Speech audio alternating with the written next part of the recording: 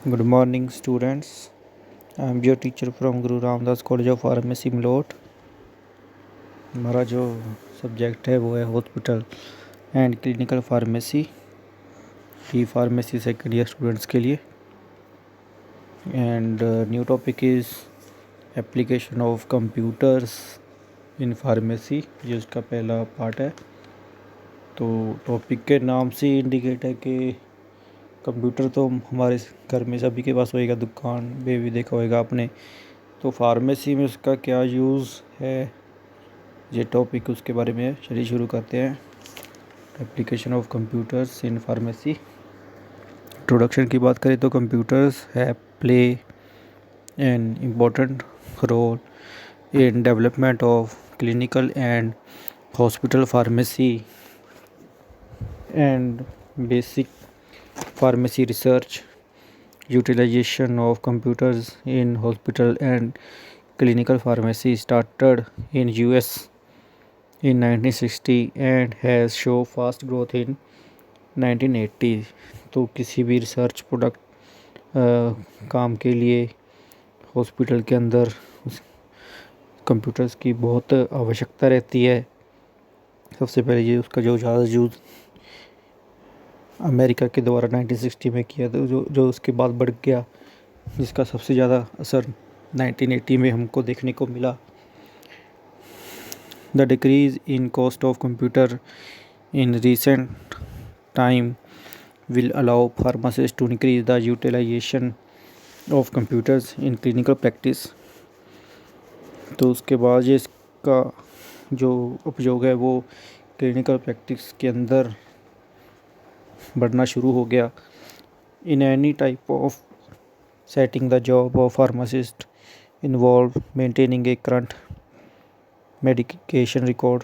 तो किसी भी फार्मासिस्ट की जॉब के अंदर अभी कंप्यूटर्स की नॉलेज का होना बहुत ही आवश्यक हो गया है, जिसमें मेडिकेशन का रिकॉर्ड मेंटेन करना, checking the record before dispensing A medication.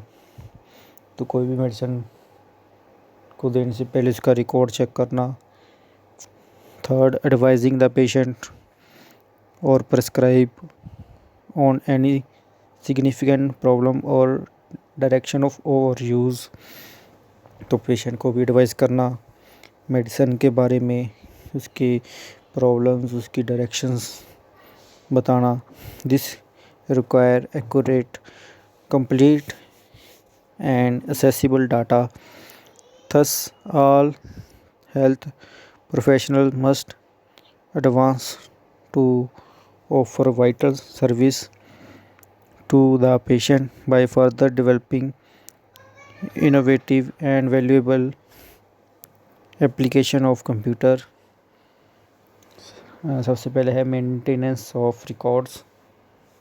Medline is a medical literature data store in computer. तो मेडलाइन एक नाम का एक सॉफ्टवेयर जो कि कंप्यूटर्स में रहता है, जिसके अंदर आप मेडिकल का दवाइयों का डाटा रख सकते हैं। The computer can help by maintaining drugs, maintaining groups of data.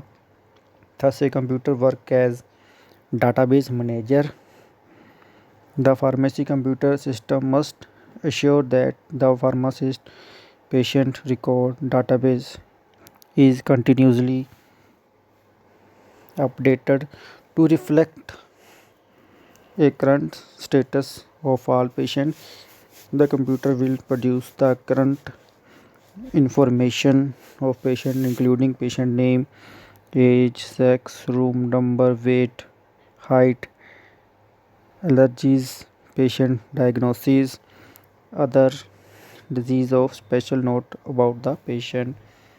तो मेंटेनेंस रिकॉर्ड के अंदर हम पेशेंट का नाम, उम्र, मेल है या फीमेल है, कौन सी उसको बीमारी है, कौन से रूम में उसको शिफ्ट किया गया है, उसको कौन सी एलर्जी है, कौन सा डायग्नोस उसको होना है, कितना दे दिया गया है, कितना रहता है, ये सारा डाटा हम कंप्यूटर्स में एक डाटाबेस के ज़रिए इसको यूज़ कर सकते हैं, इंफॉर्मेशन कलेक्ट कर सकते हैं। प्रेस्क्रिप्शन फाइल कंटेन प्रेस्क्रिप्शन जो फाइल्स हैं वो उसके अंदर रख सकते हैं, जिसमें name files, physician name file, drug reference file, directions files, drug interaction file. The use of these specific files save the time.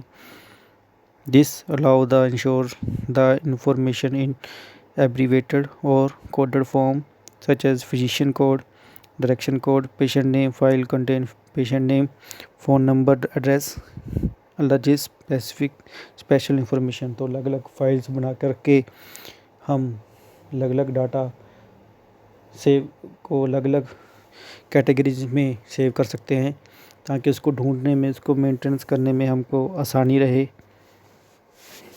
Physician name file store name, address of physician, telephone number, drug reference file store drug name, strength, therapeutic class, instructions for prescription labels etc.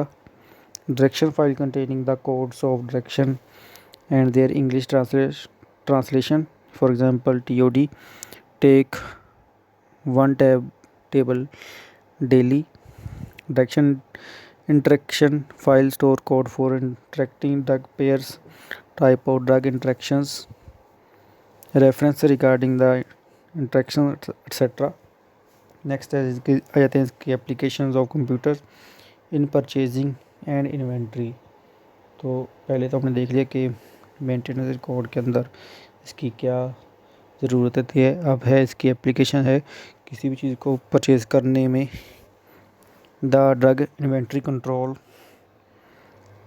Is the balance between not ordering too much and avoiding out of stock situation. There are two types of system used in inventory controls. First one is periodic inventory control system. Another is perpetual system. Hospital pharmacists initially follow periodic control system and convert to perpetual system. पहला जो periodic system inventory level are manually check. The amount of inventory on hand is compared with minimum and maximum in placement of order to each supplier by determining minimum order quantity for supplier. Purchase order will be generated after checking term and condition. तो जितनी भी उसने conditions वगैरह check करके कोई भी नया सामान मंगवाना है, अपने इन्वेंट्री कंट्रोल के स्टॉक के अंदर देख के कितना मंगाने की ज़रूरत है, वो सारी चीज़ें इसके अंदर इंक्लूडेड रहती हैं। In perpetual system computer maintains the running balance of all drugs in stock. इसके अंदर जितने भी स्टॉक के अंदर आपकी जो बैलेंस है मेडिसिन का वो रिकॉर्ड रह जाता है। When the drugs are received in pharmacy they are added to the initial stock so as to the get the current stock level of each drug. तो जितनी भी नई मेडिसिन आपके स्टोर में आती हैं इसको वो आपके अंदर आपके कंप्यूटर के अंदर स्टोर हो जाता है, कितना डाटा आपको मिला है, कितना बैलेंस मेडिसिन जो स्टोर में अवेलेबल है। The quantity of all drugs leaving the pharmacy are subtracted from